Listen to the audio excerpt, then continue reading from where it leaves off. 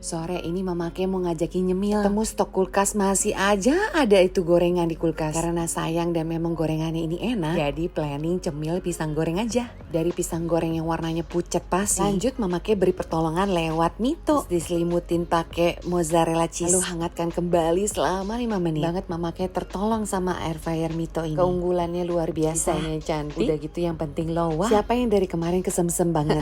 Mama Ke racun-racun. Langsung renyah. Mitoin aja.